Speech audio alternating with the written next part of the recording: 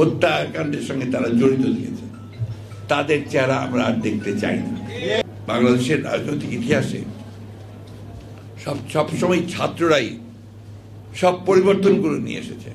যারা পরাজিত তারা এখন আবার বিভিন্নভাবে সেই চক্রান্ত করছে। গতকাল যে ঘটনা ঘটেছে, আপনার সচিবালয় ঘেরাও করে আপনার আনসার এবং অন্য সব কিছু লোকজনদের নাম পোশাকধারী লোক তারা গোলযোগ সৃষ্টি করে তারা সেখানে একটা সমস্যার সৃষ্টি করতে চেয়েছিল। ছাত্ররা সেটাকে নস্যাৎ করে দিয়েছে। কিন্তু এটা কিন্তু অশনি সংকেত, এটা ভালো লক্ষণ নয়।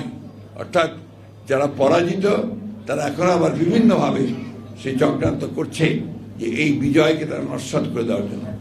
তাই জনগণের কাছে আহ্বান জানাবো যে আপনারা সবাই সতর্ক থাকবেন, এই বিষয়গুলোকে কখনই কোনো প্রশ্রয় দেওয়া যাবে না।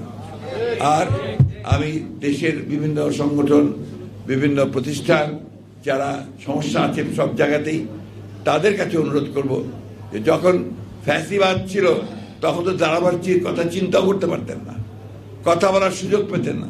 এখন সুযোগ এসেছে, সময় দিন নতুন সরকারকে, তারা নিশ্চয়ই এই বিষয়গুলো দেখবে এবং সেইভাবে তারা কাজ করবে।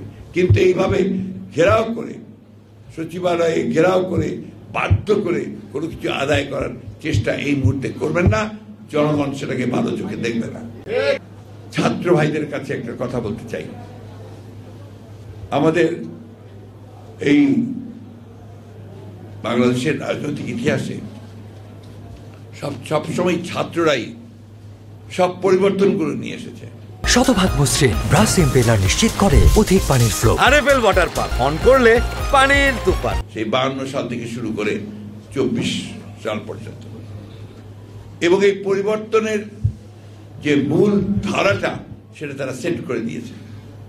সেই জন্য বাংলাদেশের বলে সবসময় ছাত্রদেরকে আলাদা চোখে দেখে, তাদেরকে সম্মান করে, ভালোবাসে এবং তাদের প্রতি আস্থা তাদের সবসময় থাকে।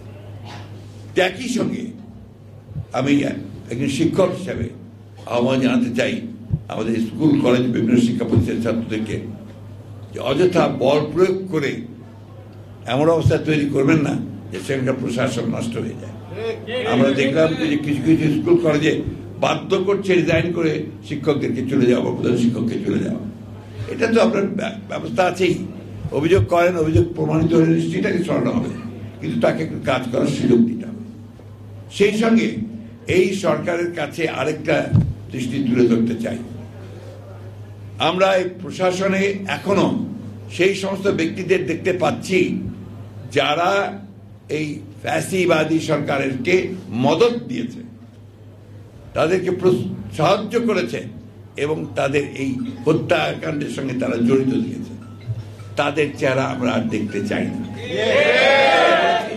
আবারও বলছি, দয়া করে অতি দ্রুত এদেরকে অপসারিত করে যারা দেশপ্রেমিক, যারা আপনার কাজ করতে চায়, যাদেরকে বঞ্চিত করা হয়েছে, তাদেরকে নিয়ে এসে সেই প্রশাসন চালানোর ব্যবস্থা করুন।